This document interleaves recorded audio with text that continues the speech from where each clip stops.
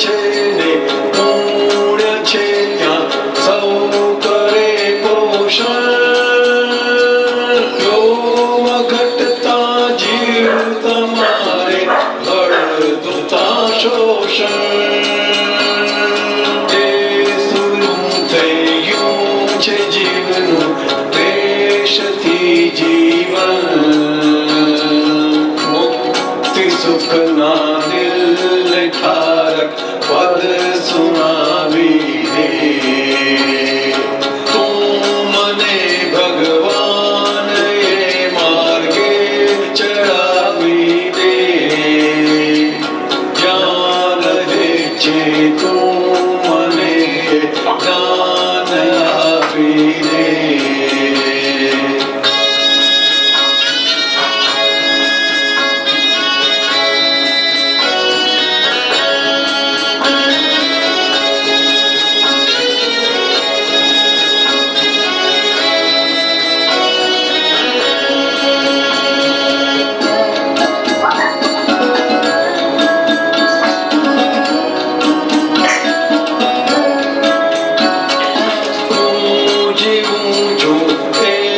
જગત છે ક્રાંતિનું સ્પંદન. પુણ્ય પાપો દેહ દુઃખો કર્મ ફળ ગળતર.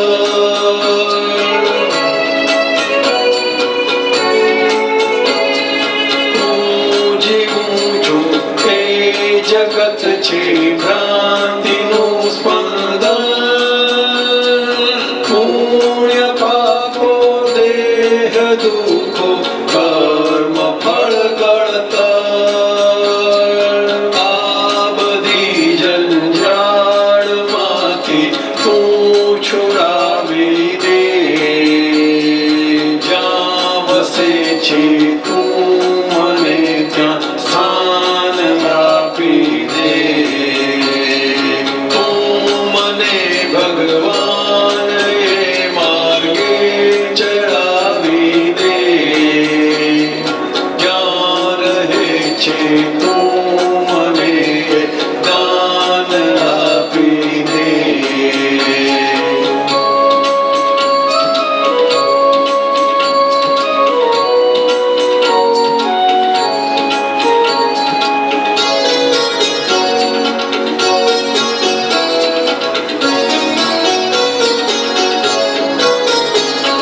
સ્વર્ગ નરકી પશુ મનુષ્ય પેકિંગો આકાર.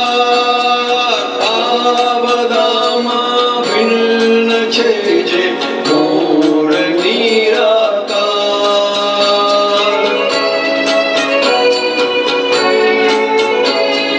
સ્વર્ગ નરકી પશુ મનુષ્ય પેકિંગો આકાર.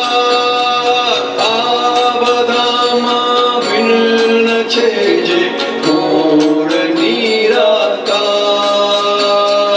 નાશ સમજીને બધી ભક્તિ કરે, ભજન કરે, પૂજા કરે, માળા કરે, વ્યાખ્યાન સાંભળે, બધું જ કરે, પરંતુ એ કાલ્પનિક વાસ્તવિક માર્ગ ઉપર નથી. તો કે વાસ્તવિક માર્ગ ઉપર ચડ્યા ક્યારે કહેવાય? તો કે જ્ઞાનીઓએ એનું પ્રમાણ બતાવ્યું આપણને કે તમે જ્ઞાન માર્ગ ઉપર ચડ્યા એટલે શું? તો કે જ્ઞાન માર્ગ એને જ કહેવાય કે બીજું બધા અજ્ઞાનથી એ મુક્ત થાય. જુદી જુદી જાતના જે અજ્ઞાન છે કે આ શરીર મારું છે, આ વાણી મારી છે, આ મન મારું છે, એ જેટલું અજ્ઞાન હતું એમાંથી મુક્ત થયા, એ જ્ઞાન માર્ગ ઉપર આવ્યા આપણે. અને એનું પરિણામ શું થાય?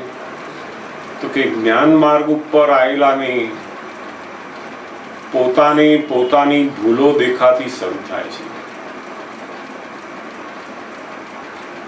ક્યારેય કોઈ પણ અવતારની અંદર એને આ જ્ઞાન માર્ગ મળતો નથી. ક્રિયા માર્ગ બહુ જ મળેલો હોય છે.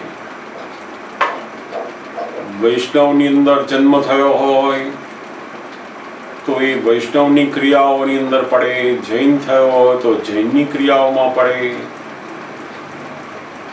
શિવમાં ગયો તો શિવની ક્રિયામાં પડે, મુસ્લિમ થયો તો મુસ્લિમની ક્રિયાઓમાં પડે. જાત જાતની ક્રિયા માર્ગની અંદર બધા પડેલા હોય છે. કેમ કે ક્યારેક જ્ઞાની પુરુષ હોતા નથી, અને જ્યાં સુધી એ માર્ગના સાચા ભૂમિયા હોય નહીં ત્યાં સુધી આ જ્ઞાન માર્ગ આખો ખુલ્લો થતો નથી, અને એ જગતને ક્યારેય પ્રાપ્ત થતો નથી. આ કાળનું બહુ જ મોટામાં મોટું આશ્ચર્ય છે કે જ્ઞાન માર્ગ ઓપન થયો, અને જેવા આપણે આ જ્ઞાન માર્ગ ઉપર આવ્યા એટલે આપણે આપણી પોતાની ભૂલો જોતા થયા. એ જ્ઞાન માર્ગ જ આપણને આપણી ભૂલોમાંથી મુક્ત કરાવતા જાય છે. એટલે બહુ ધન્ય છે આ દેહને, આ અવતારને, કે આપણને જ્ઞાન માર્ગ મળ્યો. જ્ઞાન માર્ગ એ બધા જ સંપ્રદાયોથી પર હોય છે. આ જગતના જેટલા સંપ્રદાયો છે એ બધા જ સંપ્રદાયોને સ્વીકારે, અને એ સ્વીકારીને કોઈની પણ સાથે મતભેદ રહ્યા વગર પોતે સેન્ટરને પણ સમજી શકે. એ અદ્ભુત આ જ્ઞાન માર્ગ, અને એની વાત આપણને કવિરાજે કરી.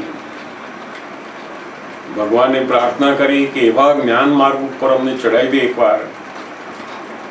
પછી તો એ માર્ગ ઉપર ચડ્યા પછી એની મેળે જ આપણે પુરુષાર્થમાં રહેતા રહેતા રહેતા રહેતા એ સ્વરૂપ થતા જઈશું. આપણે ખૂબ સુંદર પદ આપણે સાંભળ્યું.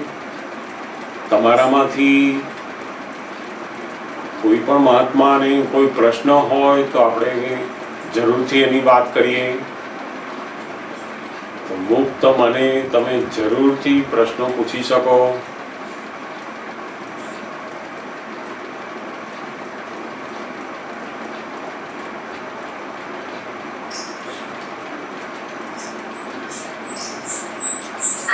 આજે તમે ફેસબુક પર એવું લખ્યું છે ને કે 4 જાતના લોકો. બરાબર. તો એના વિશે થોડું જાણેલું બરાબર, એના વિશે આપણે સમજીએ. આજનો દિવસ એ વિશ્વ યોગ દિવસ,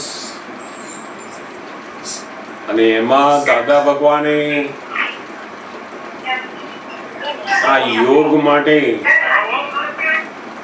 ખૂબ સુંદર વાતો આપણને સમજાવી છે.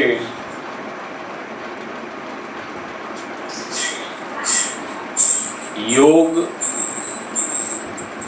એટલે કે ટુ જોઈન, ભેગા થવું, એને યોગ કહેવાય છે. જોડાવું એને યોગ કહેવાય છે. દાદા ભગવાને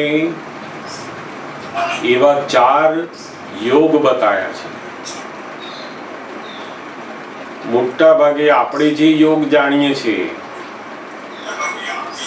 એ દેહ યોગ વધારે જાણીએ છીએ. શરીરના બધા યોગ, આપણા શરીરની અંદર જુદા જુદા સ્થાનની અંદર ચક્રો આવેલા છે.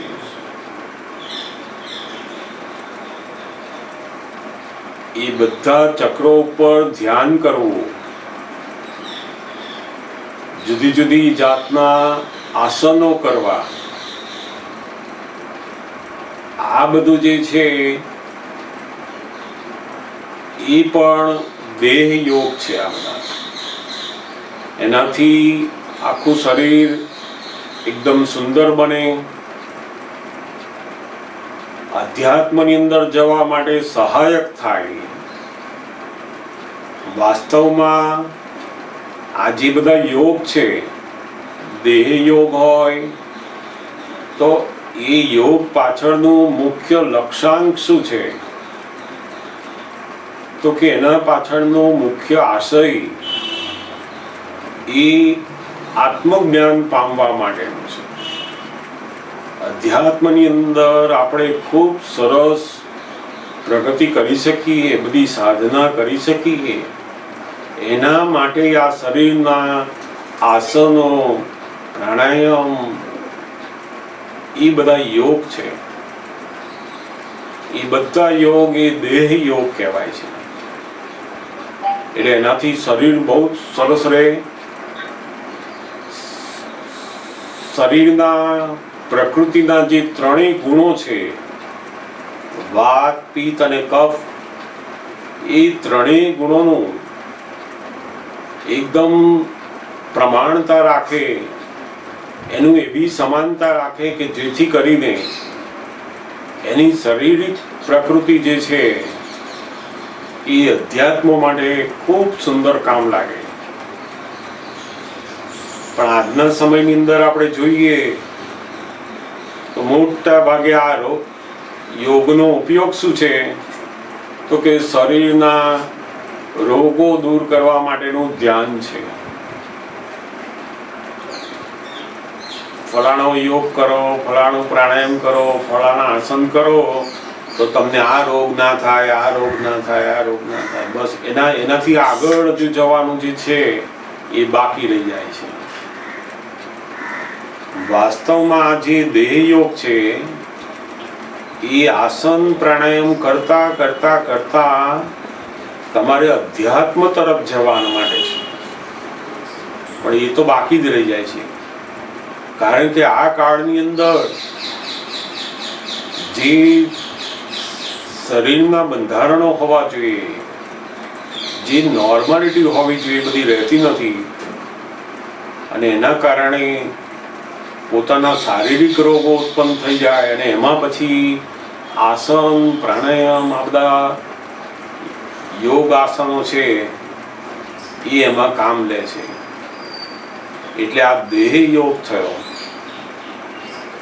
એ પૂરો થયા પછી બીજો જે યોગ છે એને મનોયોગ કહેવામાં આવે છે.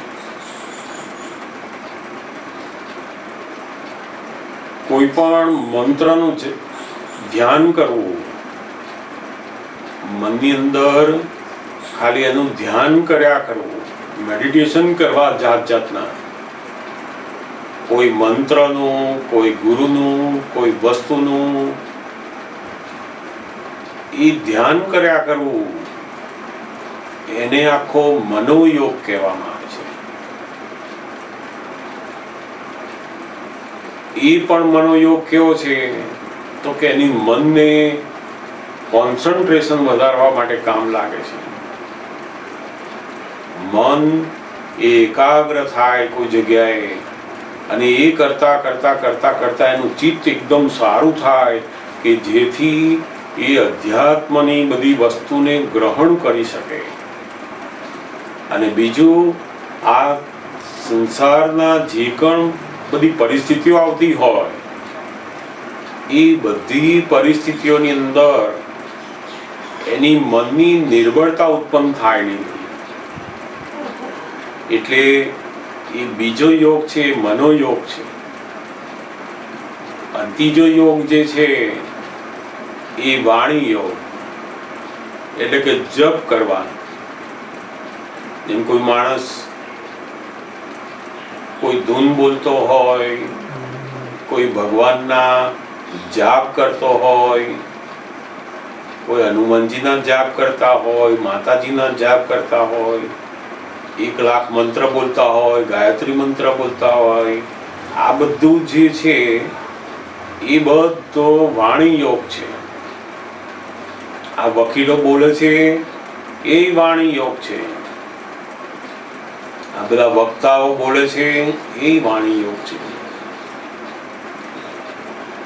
પોતાની વાણીથી એ વસ્તુ જપ્યા કરવી બસ.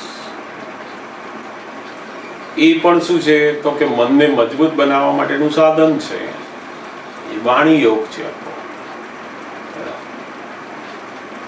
વાણી યોગમાં તમે કયો શબ્દ બોલો છો એ અગત્યનું નથી હોતું. જે શબ્દ ઉપર તમને શ્રદ્ધા હોય અને એ શબ્દ બોલો એટલે તમારું એકાગ્રતાનું અંદર વધતું જાય. બસ એમાં પછી રામ બોલો છો કે મરા બોલો છો એનો કોઈ કિંમત નથી શબ્દની. જે શબ્દ ઉપર તમને શ્રદ્ધા છે અને એ શબ્દનું તમે રટણ કર્યા કરો છો એ બધો આખો વાણી યોગ છે. આ ત્રણેય જે યોગ છે, દેહ યોગ, વાણી યોગ અને મનોયોગ, આ ત્રણેય યોગ એ પૂદગલના યોગ કહેવાય છે. અને ચોથો જે યોગ છે જે જબલ્લે જ જોવા મળે, ક્યારેક જ હોય, એ છે આત્મયોગ. આ ચારે યોગની અંદર સૌથી શ્રેષ્ઠ જે યોગ છે એ આત્મયોગ છે. પોતાની આત્મ સ્વરૂપનું જ્યારે ભાન થાય એટલે કે એનું ચિત્ત એ શુદ્ધાત્માની અંદર જ્યારે ફિટ થાય છે અને લક્ષ બેસી જાય છે ત્યાર પછી એને આ આત્મયોગની શરૂઆત થાય છે. એટલે આત્મયોગ એ છેલ્લામાં છેલ્લો યોગ છે. આ મન, વાણી અને કાયા આ ત્રણેયનાથી પર એવો આત્મયોગ છે. અને આત્મયોગ પ્રાપ્ત થયા પછી આ બાકીના બધા યોગ એ નિકાલી છે. પછી એની જરૂર રહેતી નથી. એને થાય તોય વાંધો નહીં, ના થાય તોય વાંધો નહીં. એમાં એને હું કરું છું અથવા મારે કરવાનું છે એવું હવે રહ્યું નહીં.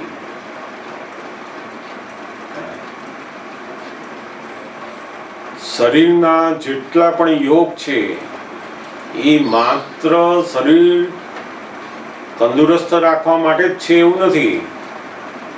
એને અધ્યાત્મ તરફ જવા માટેનો યોગ છે. પણ આજના સમયની અંદર એ વસ્તુ બહુ લોકોને ખબર નહીં રહેવાથી એ શરીરના સુંદરતા ઉપર, શરીરને તંદુરસ્તી ઉપર સુધી જ લાવે છે. બસ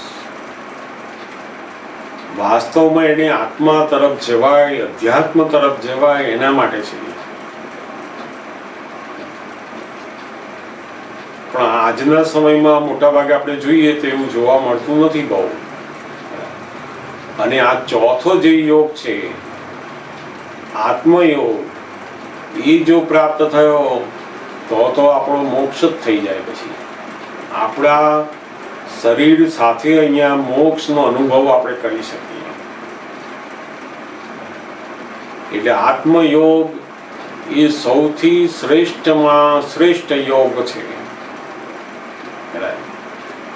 કેટલાક લોકો એને રાજયોગ પણ કહે છે. એ રાજયોગ એમના ભાષામાં જે કહે છે પણ વાસ્તવમાં એ ખરેખર આત્મયોગ છે. એક વખત તમે આત્મયોગમાં આવી ગયા પછી તમારે આ બધા યોગ એ નિકાલી થઈ જાય છે. પછી તમારે એમાં કશું ગ્રહણ કરવાનું રહ્યું નહીં હવે. એટલે કૃષ્ણ ભગવાન એ દરઅસલ આત્મયોગેશ્વર કહેવાય છે. એનું કારણ શું, કેમ એમને આત્મયોગેશ્વર ગયા? તો કે આ આત્મયોગની અંદર સૌથી ટોપ ઉપર છે એટલે આત્મયોગેશ્વર. કૃષ્ણ ભગવાનના પણ બે સ્વરૂપ જગત આખું જાણે છે.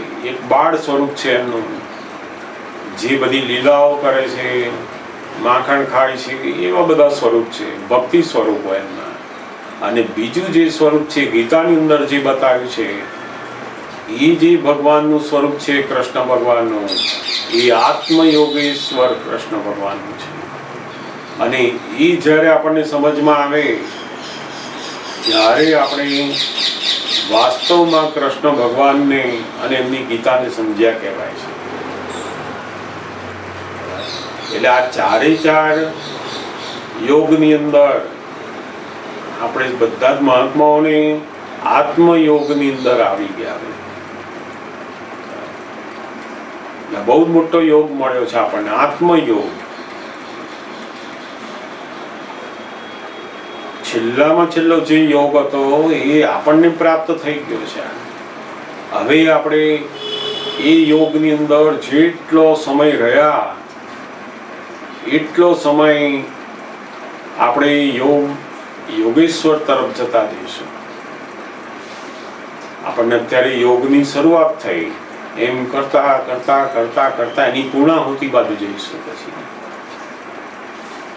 ખ્યાલ આવે ને? એટલે આજના યોગ દિવસની અંદર વાસ્તવમાં તો એવી પ્રાર્થના કરવી જોઈએ કે અનંત અવતારથી આપણને દેહ યોગ મળ્યા, મનોયોગ મળ્યા છે અને વાણી યોગ પણ મળ્યા છે. આત્મયોગ મળ્યો નથી.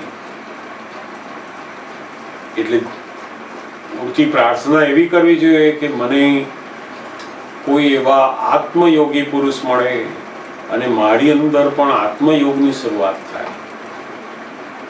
તો આજે આપણે મહાત્માઓને તો આત્મયોગ શરૂ થઈ ગયો. એટલે બહુ જ ઉત્તમ, તમારું જબરજસ્ત પુણ્ય કે આ આત્મયોગની અંદર તમે આવી ગયા. સમજાયું ને? આ ચાર યોગ હતા, એ ચારે ચાર યોગ આપણને આ દાદા ભગવાન બહુ જ સુંદર રીતે સમજાવે છે. આ જગતને હજુ આત્મયોગનું લક્ષ્ય જ નથી. જગત તો આ દેહ યોગ, મનોયોગ અને વાણી યોગ સુધી જાયેલા છે.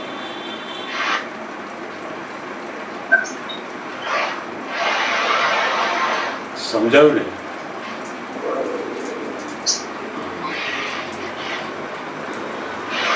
બીજા કોઈ પ્રશ્ન હોય તો જરૂરથી પૂછજો.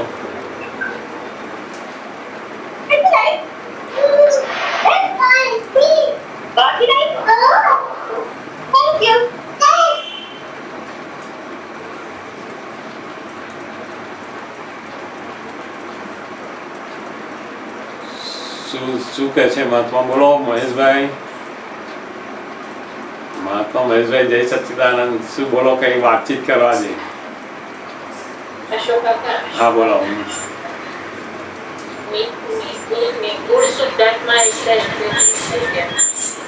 નિગૂઢ શુદ્ધાત્મા. નિગૂઢ શુદ્ધાત્મા એટલે એટલો બધો ગૂઢ છે.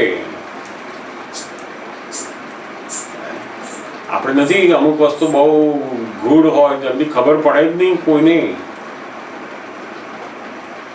એટલે એને એવું લખ્યું છે કે નિગૂઢ શુદ્ધાત્મા. એટલો બધો ગૂઢતા એટલે એટલું બધો સૂક્ષ્મથી સૂક્ષ્મ, ગહનમાં ગહન છે અંદર. જગતના કોઈ પણ વ્યક્તિને, મોટા મોટા સાધુ, આચાર્યો, તપસ્વીઓ, મોટા મોટા મહાન માણસોના લક્ષમાં પણ ના આવે કે આત્મા એ ખરેખર વાસ્તવિક કેવો છે. એવો નિગૂઢ આત્મા છે. એટલે દાદા ભગવાન કહેતા ને ઘણી વાર કે જગતે લાખો વર્ષમાં આત્માનો પડછાયો પણ જોયો નથી. હજુ તો આત્માની ક્યાં વાત કરવી. બધા લોકોએ આત્માની જે કલ્પના કરી છે અને દરઅસલ આત્મા જે છે કે જે જ્ઞાની અને અનુભવી અને એમણે જેમ છે તેમ બધું જોયું, ઓહો આત્મા કેવી વસ્તુ છે. તો એ બંને વસ્તુમાં આભ જમીનનો ફેર છે. એટલે એમણે કહ્યું કે આ તો નિગૂઢ છે, એકદમ એટલું બધું ગહન ગૂઢતા વાળો છે. ગૂઢમાં ગૂઢ કહેવાય ને એકદમ ગૂઢ, એટલે કોઈના લક્ષમાં આવે એવો નથી. એ જ્ઞાની જ્યારે ભેગા થાય ત્યારે આપણને પણ લક્ષમાં ના આવે. એટલે એ શું કરે છે, આપણને જેમ ગમે તેટલું વર્ણન કરે ને તો આપણને આપણા શબ્દોમાં જ એવું ખબર પડે કે આવું હશે, આવું હશે, આવું હશે. જેમ કોઈ માણસ ને સાકર ખવડાવીએ એટલે એને જે મીઠી લાગે, પછી આપણે એને કહીએ કે આ મીઠી લાગી છે, એને તું વર્ણન કર, આ સાકર ખાધી એનું વર્ણન કર. તો શું વર્ણન કરે?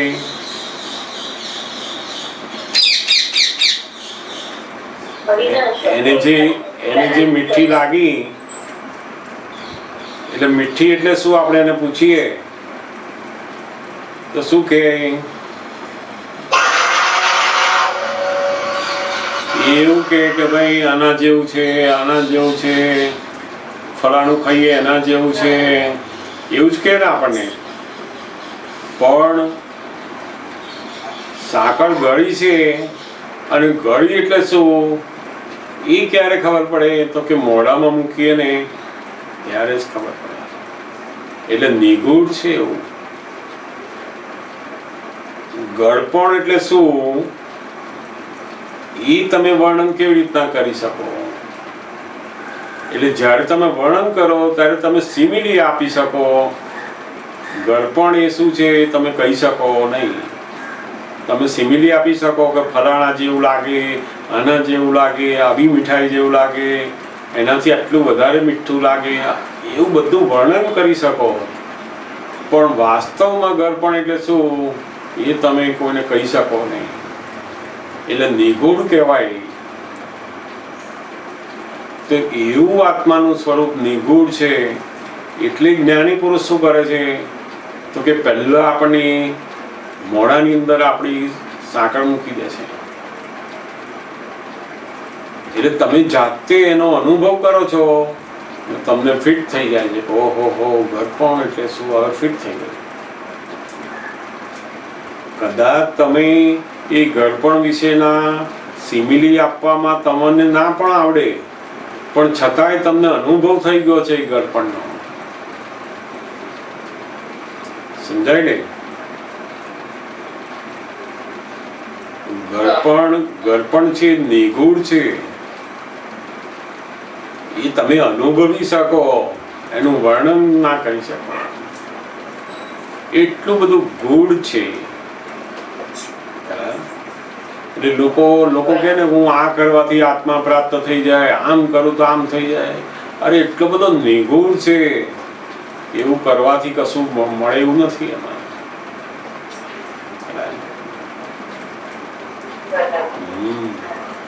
આપણને જે દાદા આપણને જે જ્ઞાન મળ્યું એ આપણને એક્ઝેક્ટ આપણને આત્મા મળી ગયો કે તમે એવું હોય કે પડછાયો બી લોકોને સમજાય નહીં એમ. આપણને સમજાઈ ગયું તો આપણને મુક્તિ આપે છે. હવે આપણે આપણી જાતે ના, આપણને તો અનુભવ થઈ ગયો. આપણને તો આત્માનો અનુભવ થયો. અનુભવ થયો કેવી રીતે ખબર પડે તો કે આપણે આપણા મન, આપણી વાણી અને આપણી કાયા ત્રણેયના બધા જ દોષો આપણે જોઈ શકીએ છીએ. પોતાના મન, વચન, કાયાના દોષો પોતે જોઈ શકે ક્યારે તો કે આનાથી જુદા પડીએ તો દેખાય ને આપણે. એટલે આપણે તો શુદ્ધાત્મા મળ્યો એટલે આત્માનો અનુભવ થયો આપણને. અને એ અનુભવના લીધે જ આ જગતના બધા સુખો તમને મોડા લાગશે. ધીમે ધીમે ધીમે ધીમે પહેલા જે સુખો લાગતા હતા એના કરતા ઓછા ગમશે, એની મેળે જ ઓછા ગમશે. એના માટે તમારે કશું કરવું નહીં પડે. જેમ તમે પેલી સાકર ખાધી અને એની ગળપણ મીઠાશ અનુભવી, પછી તમે ચા પીવો એની મેળે જ મોડી લાગે. એ જ બતાવે છે કે તમે કોઈક એવી ગળપણ વસ્તુ ખાધી છે કે જેથી આ મોડું લાગે છે. જેને આ સંસારના સર્વ સુખો એકદમ મોડા લાગે છે, એમાં રસ હવે જતો રહ્યો છે, એ બતાવે છે કે એને કોઈ આના કરતા વધારે મોટું સુખ એને મળેલું છે. ને તો જાય જ નહીં ને એને. આખું જગત શું કરવા માંગે છે?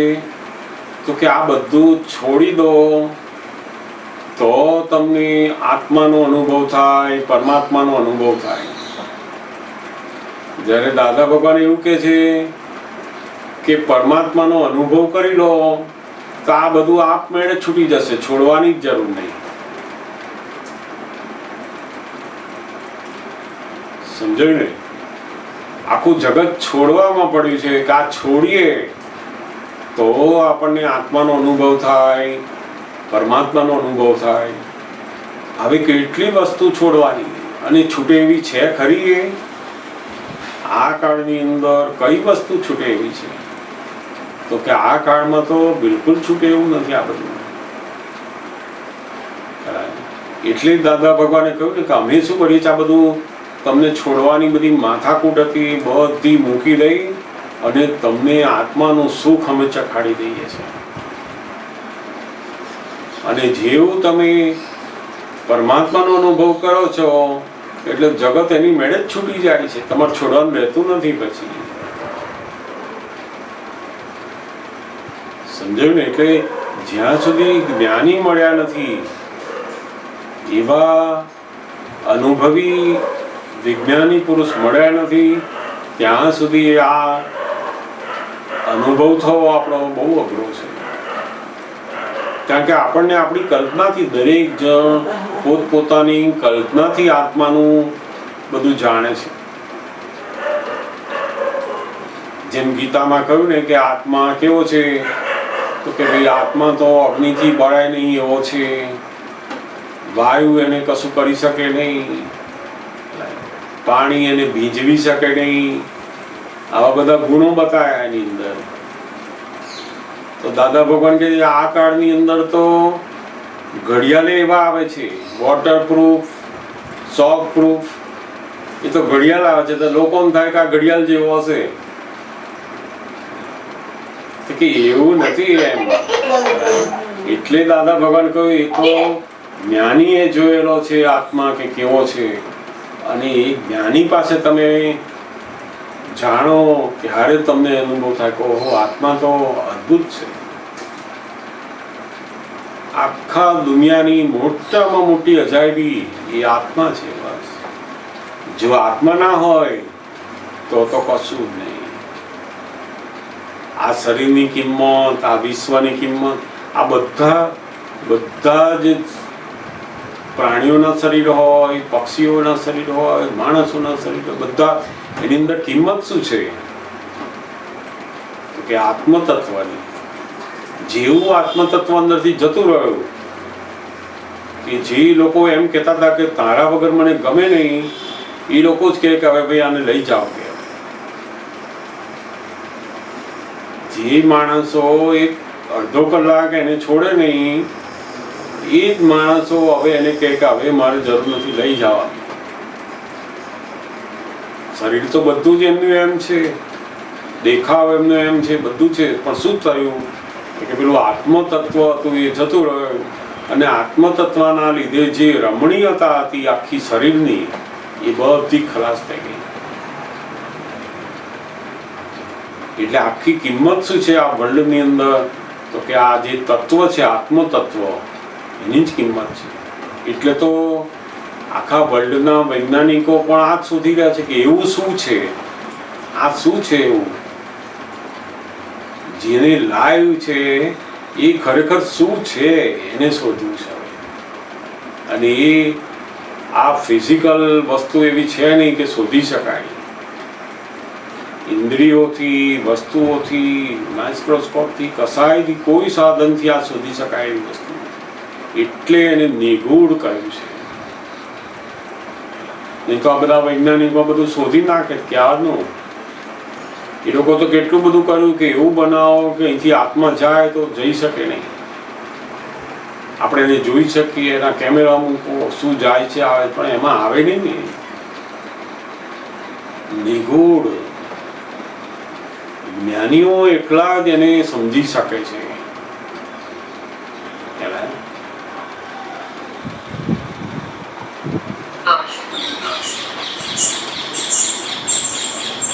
પૂછો બીજી વાતો.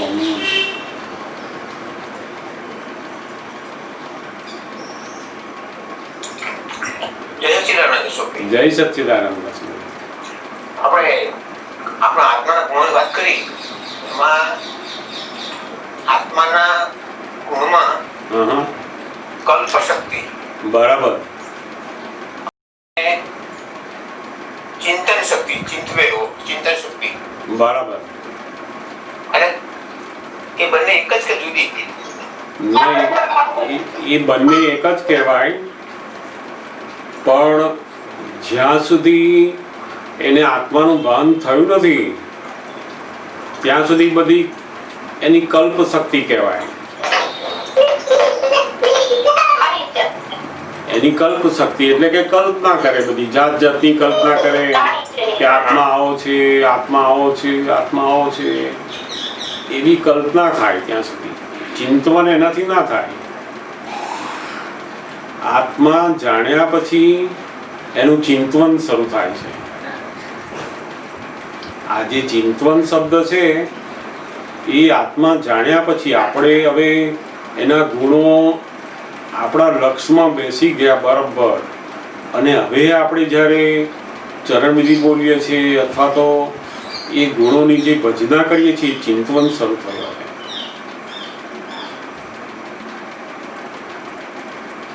તમને લક્ષ બેઠા પછી તમે સ્વરૂપને વધારે ને વધારે એના ગુણોની ભજના કરો છો, એને ચિંતન કહેવાય છે. અને લક્ષ બેઠું ના હોય પણ પોતાની કલ્પનાથી એવું માને કે આત્મા આવો હશે અને એનું કાલ્પનિક એવું બધું કરવું, એ બધી કલ્પ શક્તિ છે. એ બધી કલ્પ શક્તિ એટલે કલ્પના કરવી એ જુદી અને ચિંતન કરવું એ જુદું. જેવું ચિંતવે એવો આત્મા થાય. હું બહુ દુઃખી છું, બહુ દુઃખી છું, મારે તો બહુ દુઃખ છે, એટલે શું થાય એને? તો કે આત્મા એવો થાય એટલે શું? તો કે દરઅસલ આત્મા કઈ એવો થતો નથી, પણ એનો જે માનેલો આત્મા છે એને એવી અસરો ઊભી થાય છે. સમજાય ને? દરઅસલ જે આત્મા છે એને તો એના જે ગુણો છે, એનું જે સ્વરૂપ છે તો એવું ને એવું જ હોય છે, પણ એની હાજરીમાં આ જે ચિંતન થયું, આ જે કલ્પના થઈ કે હું બહુ દુઃખી છું, એટલે શું થાય છે? તો કે એની પોતે દુઃખનો અનુભવ કરે છે. પેલી કલ્પના કરીને તો આ દુનિયામાં બધાય સુખી છે, બધાને બધું મળી જાય છે, પણ મને મળતું નથી. હું આટલું બધું મહેનત કરું છું પણ મને આમ નથી થતું. બધાય મારી જોડે હતા એ આગળ ગયા પણ હું આ નથી કરી શકતો. એ જેટલી કલ્પના કરે એવી અસરો એને વર્તે. જેવું કલ્પે એવી બધી જ અસરો એવું પોતે થઈ જાય છે. એટલે કે જે વચ્ચેનો જે ભાગ છે, મૂળ આત્માની હાજરીમાં જે કલ્પના થાય એ કલ્પનાનો અનુભવ એને થાય છે. સમજાય ને? એટલે આ કલ્પના કરવી એ જ્યાં સુધી અજ્ઞાન છે, હું જ વાસુદેવભાઈ છું, હું જ ચંદુભાઈ છું એવું અજ્ઞાન છે, ત્યાં સુધી એ બધી કલ્પના છે. એ જે કંઈ પણ કરે અંદર એ કલ્પના કહેવાય. એને ખ્યાલ પોતે ચંદુભાઈ થઈ અને જે અંદર કરે એને બધી કલ્પના કહેવાય. અને પોતે શુદ્ધાત્મા થઈને આવે શુદ્ધાત્માના ગુણોની ભજના કરે અથવા એના ચિંતન કરે એને ખરું ચિંતવન કહેવાય છે. સમજો ને? એટલે ચિંતવન એ બહુ ઊંચો વસ્તુ છે, ઊંચી સાધના છે. તો પેલી કલ્પના એ તો બધા વ્યવહારની અંદર બધા કરતા જ હોય છે. હું બહુ પૈસા વાળો છું, હું ફલાણું આવડત વાળો છું, હું બહુ દેખાવડો છું, હું બહુ ઊંચો છું. એ જેવી જેવી કલ્પના કરે એવો એનો અનુભવ થાય છે. મારું વજન બહુ વધી ગયું છે તો એવો અનુભવ થાય. આખો દિવસ એની ચિંતા કર્યા કરે. પછી જેવી કલ્પના કરે એવી અસરો બધી આવે. અને પેલું જે ચિંતવન છે એ તો આપણને જ્યારે દર અસલ ગુણો પ્રાપ્ત થાય પછી ચિંતવન શરૂ થાય. ચિંતવન આપણે એમનેમ ના કરી શકીએ, અને જો કરવા જઈએ તો કલ્પના કહેવાય. તો પછી એને ચિંતવન ના કહેવાય. ખ્યાલ આવ્યો ને? એટલે આ ચિંતવન એ તો બહુ જ ઊંચી વસ્તુ છે. આપણે હવે જે ચરણ વિધિની અંદર બોલી રહ્યા છીએ કે હું અનંત જ્ઞાન વાળો છું, હું અનંત દર્શન વાળો છું, એ બધું ચિંતવન છે. આત્માનું ચિંતવન કરી રહ્યા છે. અને ધીમે ધીમે એ ચિંતવનથી શું થશે તો કે દર અસલ જે આત્મા છે એવા જ ગુણો આની અંદર ઉત્પન્ન થઈ જશે. પહેલા આની અંદર કેવા ગુણો ઉત્પન્ન થયા તો કે હું બહુ નિયમ વાળો છું, હું બહુ સત્ય વાળો છું, હું બધું જ કામ લોકોનું કરું છું, બધું જાત જાતનું એવો હતો. એ હવે એવો થયો હું તો અનંત જ્ઞાન વાળો છું, હું તો અનંત દર્શન વાળો છું, અનંત શક્તિ વાળો છું. એટલે હવે એનું ચિંતવન આ બધું શરૂ થયું. એટલે જ્ઞાન મળ્યા પછી ખરેખર ચિંતવન ની દશા શરૂ થાય છે. પેલી કલ્પનાની દશા એ બંધ થઈ જાય હવે આખી.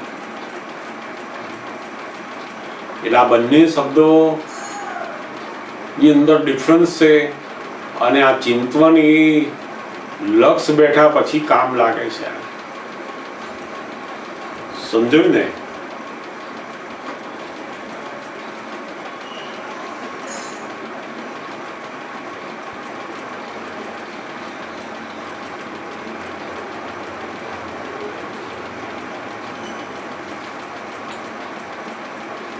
એનો અર્થ એવો છે, હા બોલો બોલો. એનો meaning એવો કે આત્માના બંને મૂળ ગુણધર્મો છે, પણ તો પછી ના, એટલે આ આત્માના ગુણધર્મો નથી. આ કલ્પના અને ચિંતવન એ આત્મા પેલો શબ્દ છે ને કે આત્મા અચિંત્ય ચિંતામણી જેવો છે. હા, અચિંત્ય ચિંતામણી. એને ચિંતવી શકાય એવો જ નથી. પણ ચિંતામણી એટલે બરાબર, પણ એનો મૂળ ગુણધર્મ છે. હા, એટલે આમાં કેવું છે કે દાદા ભગવાન જે અમુક વાત છે એ વ્યવહાર આત્માની વાત કરે છે. એ આત્મા શબ્દ બોલે, આત્મા ચિંતવે તેવો થાય, ત્યાં આગળ જે શબ્દ આત્મા છે એ પેલા વ્યવહાર આત્મા માટે વાપરે છે. અને દર અસલ જે ના, એ દર અસલ નો છે. અચિંત્ય ચિંતામણી. એને ચિંતવી શકાય જ નહીં એવો. પણ એ તો શબ્દ તો દરઅસલ આત્મા માટે વાપરે છે. આ એ દરઅસલ આત્માનો છે. અચિંત્ય ચિંતામણી એટલે દરઅસલ આત્માનો એટલે આત્માનો મૂળ ગુણધર્મ થયો ને. હા, એનો મૂળ ગુણધર્મ. ચિંતવન છે આત્માનો મૂળ ગુણધર્મ થયો. ના, ચિંતવન એનો ગુણ નથી. એનામાં ચિંતવન કરવાનો ગુણ જ નથી. એવો બધા એટલે એ વ્યવહાર આત્મા માટે લખેલું છે બધું.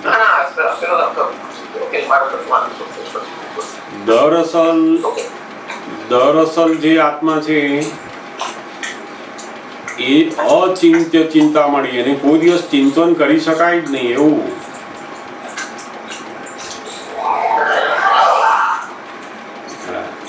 હવે દરઅસલ જે આત્મા છે એ તો અચિંત્ય ચિંતામણી. એટલે આપણને શું છે અત્યારે તો કે આપણને દરઅસલ આત્માનું ભાન થયું. આવી ભાન થયા પછી આ વચ્ચેનો જે ભાગ હતો એ હવે દરઅસલ જે આત્મા છે એનું ચિંતન કરે છે.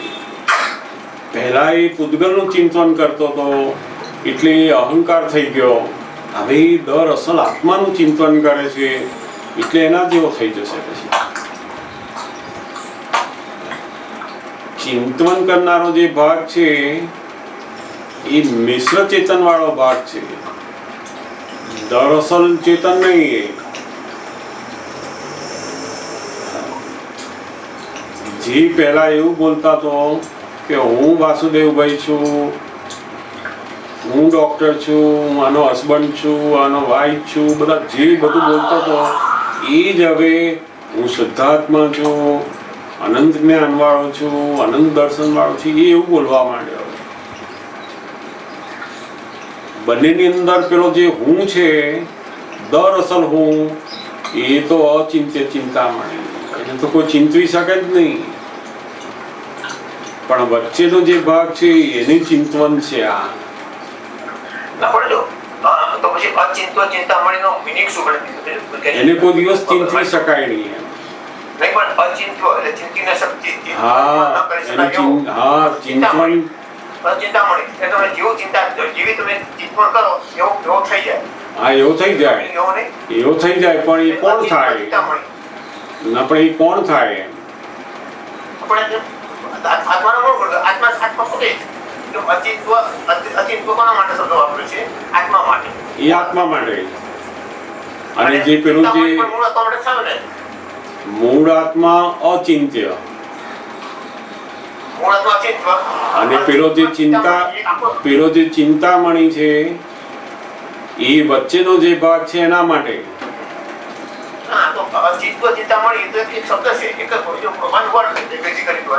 હા એક જ શબ્દ છે. હા એક જ શબ્દ છે. એટલે એમાં કહેવા શું માંગે છે કે તમારી જાતે તમે એને ચિંતવી ના શકો એવો છે અચિંત્ય ચિંતામણી. જ્ઞાની પુરુષ જ્યારે મળે ત્યારે તમને એ અચિંત્ય ચિંતામણીનું ચિંતન શરૂ થાય.